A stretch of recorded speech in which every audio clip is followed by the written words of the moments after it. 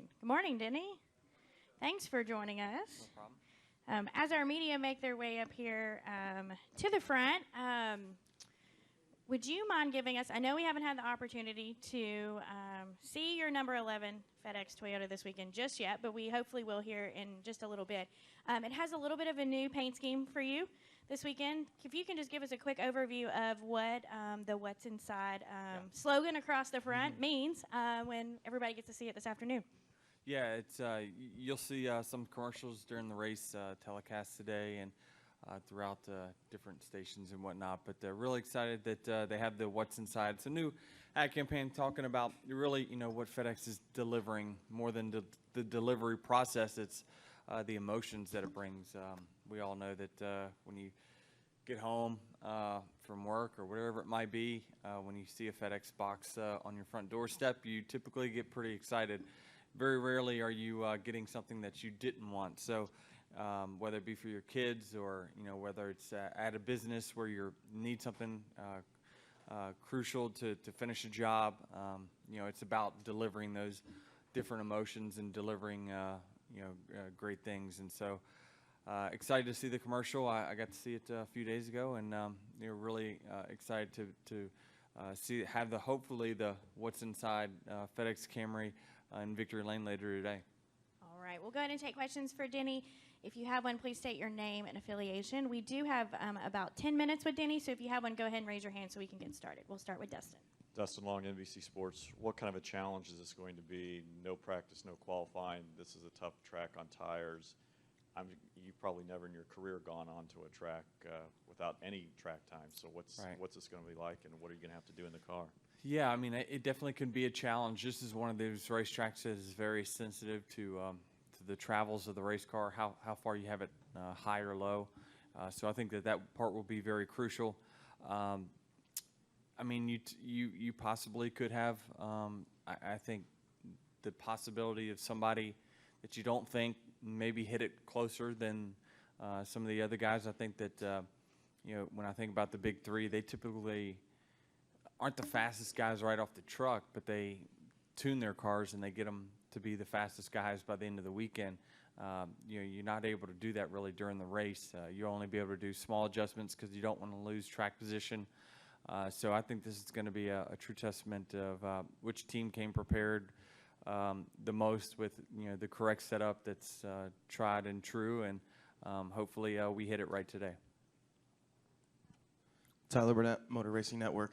Denny, can you describe the importance of a good result at Vegas next week, knowing the unknowns of racing in the Roval in the first round and the challenges in the first round? Yeah, I mean, it'll be important for sure, but I think each race is equally important. I look at a Roval as one that we can go out there and win.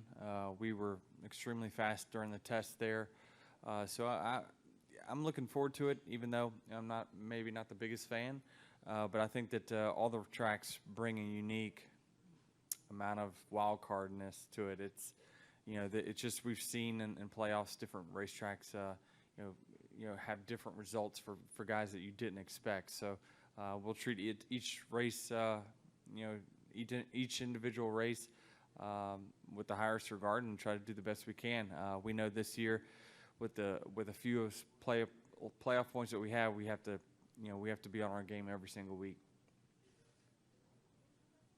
Pat Cole, NASCAR.com. Do you have a sense of where your team stands from a headspace standpoint heading into this playoffs, compared to past years? Well, usually, typically in history, we've performed better in the playoffs than we have in the regular season, just about always. Now we'll have to take a bigger jump this year than what we've taken in years past. We've typically been pretty good, and then we've been great in the playoffs.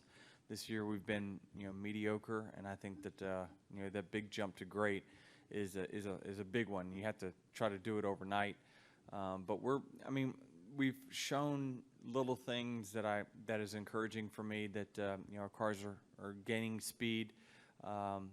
Having a pole 3 of the last 4 weeks means that we've got cars capable of running fast speeds, but it's tuning it for race day that we seems like we've struggled at, and so we're trying to just battle through those things and you know, the great races, the really good races I felt like we were going to have a chance to win, you know, crazy things have happened and taken us out of it. So it's we've definitely been on a very unfortunate luck streak, but you know, that all turns around. You know, the law of averages usually equals all that out, hopefully by the end of the season.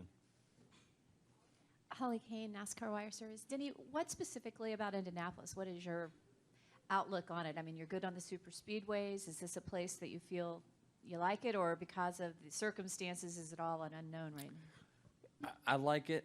I like it, the racetrack for what it is. It's so historic, but it's also a challenging racetrack. If you're not up front or if you have to go to the back for any reason, it is just nearly impossible to make your way back to the front because of, you know, it is a one-lane racetrack. It is the only true one-lane racetrack that we have other than maybe Martinsville, but even there you can kind of start to widen out the corners a little bit. Here you're just pinned to the bottom and you cannot move anywhere else. So it's a challenge here from that aspect. You have to be significantly faster than the person in front of you.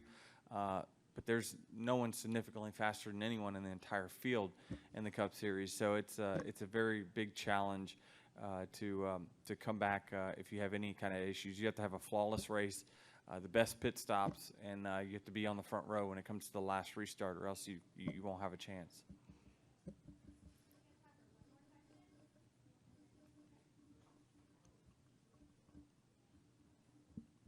Zach Tanzeretti, kickingthetires.net. We've heard from a lot of drivers this week who we've spoken to how coming off turn 4, they still get that special feeling every time they race here and they see the pagoda and they feel the bricks. For you, after all these years, do you still get that special feeling, maybe chills down your spine? I mean, we've heard it all this week.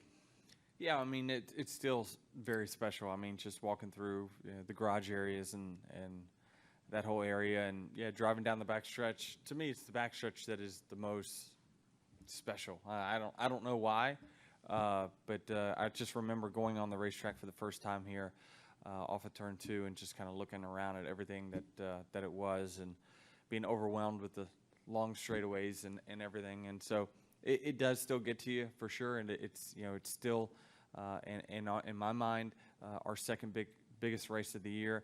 So this is definitely a big one that I'd like to check off the list. And this is one of the two major races that I haven't won yet. So this is a special one, and today could be the day for us. All right, Denny, thanks for joining us this morning. Thank We you. hope that your What's Inside today is a trip to Victory Lane